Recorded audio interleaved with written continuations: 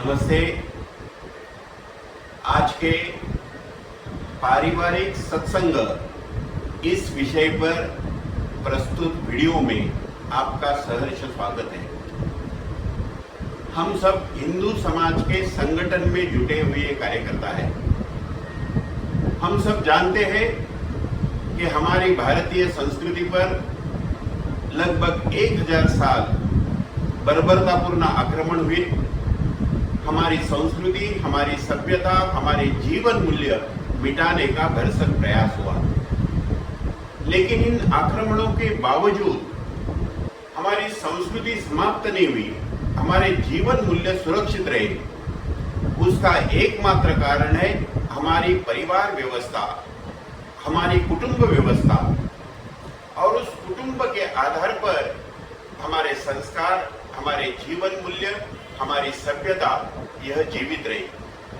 और इसलिए जब हम विश्व हिंदू परिषद के अंतर्गत समाज के संगठन का काम करते हैं तो हमको भी इस दृष्टि से हमारी मानसिकता, हमारा मनोबल बढ़ाने की आवश्यकता है।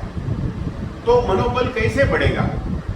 आज हम पूरी दुनिया में ये अनुभव कर रहे हैं कि हमारे जो परिवार है वह परिवार बिखर रहे। एक समय था हमारा संयुक्त परिवार रहता था और हमारे परिवार में एक दूसरे के व्यवहार के कारण एक शिक्षा दी जाती थी, एक संस्कार करने की व्यवस्था जीवित थी। लेकिन आज परिवार बिखर गए और ऐसे बिखरे परिवार में हम उस परिवार के मुखिया इस नाते परिवार पर भी ध्यान दे रहे और बाहर भी कार्यकर्ता इस नाते काम कर रहे। और इसलिए हमारे परिवार अगर सुखी रहे, आनंदी रहे, खुशहाल रहे तो ही एक कार्यकर्ता इस नाते हम बाहर स्वस्थ समय दे सकते हैं, आनंद से और बिल्कुल विदाउट एनी टेंशन हम काम कर सकते हैं। और ये कैसे कर सकते हैं? और इसलिए विश्व हिंदू परिषद कोंकण प्रांत का ये आग्रह है कि हमारे परिवार में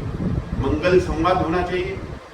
हमारे परिवार का प्रतिदिन का एक भोजन साथ में होना चाहिए और एक सामंजस्य का भाव परिवार में निर्माण होगा तो हमारी मानसिकता ठीक रहेगी, हमारा मनोबल बढ़ा रहेगा। और इसलिए अपने यहाँ जब सूर्योदय होता है तो सूर्य का हम वंदन करते हैं, नमस्कार करते हैं, तब कहते हैं ओम मित्राय नमः, यानी मित्र भाव निर्माण करने वाली हमारी संस्कृति है।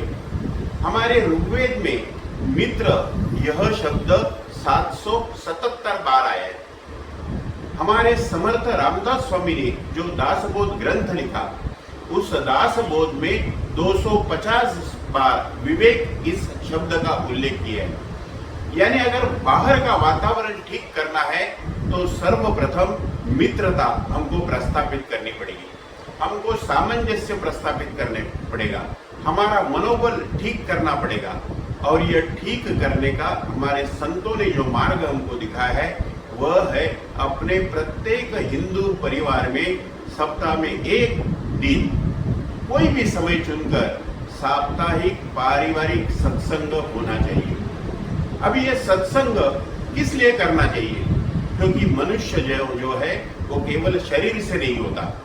मनुष्य को शरीर के साथ मन है, बुद्धि है, आत्मा है और प्राण है। यानी मनुष्य की तरक्की, मनुष्य का विकास इस पंचकोश पर आधारित है।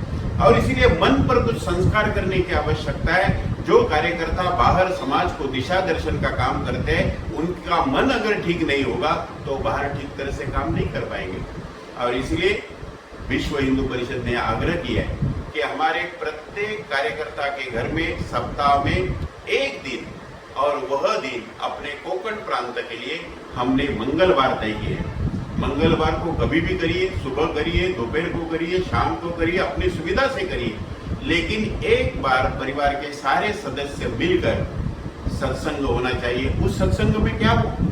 भजन कीर्तन हो सकता है, नाम संकीर्तन हो सकता है, हनुमान चालीसा का पाठ हो सकता है, राम रक्षा का पठन हो सकता है, कुछ भी हो सकता है जिसके कारण हमारे मन पर एक संस्कार हो, हमारे सबके अंदर एक सम्यक दृष्टि विकसित हो और उस विकसित सम्यक दृष्टि के आधार पर हमको एक एनर्जी मिले जिस एनर्जी के आधार पर इस समाज संगठन के काम में हम भरपूर अपनी शक्ति लगाएं। मित्रों, हम सब ने देखा है कि हमारे घर में अपना मोबाइल है, वो मोबाइल भी चार्ज करना पड़ता है दिन में एक बार। हम जो बाहर काम करने वाले कार्यकर्ता है उनको भी अपनी एनर्जी, अपनी ऊर्जा चार्ज करने के लिए सप्ताह में एक दिन जो काम हमको करना है उस काम का नाम है पारिवारिक सत्संग। तो मुझे ऐसा लगता है बीच के काल में किसी कारणवश इसमें थोड़ी रुकावट आई होगी। अब हमको फिर से एक बार इस पारिवारिक सत्संग की प्रक्रिया को शुरू करना है। हमने मंगलवार तय किया है। कार्यकर्ता उस दिन कोई भी बैठक नहीं रखेगा, कोई भी कार्यक्रम नहीं रहेगा, अपना सारा समय अपने परिवार के साथ गुजारेगा और परिवार के साथ समय बिताकर पारिवारिक भाव निर्माण करने के लिए, अपने बच्चों के साथ संवाद प्रस्थापित करने के लिए हमको इस सत्संग का आयोजन अपने अपने घरों में करना है। बहुत बहुत धन्यवाद। गणपति बाप्पा मोरया।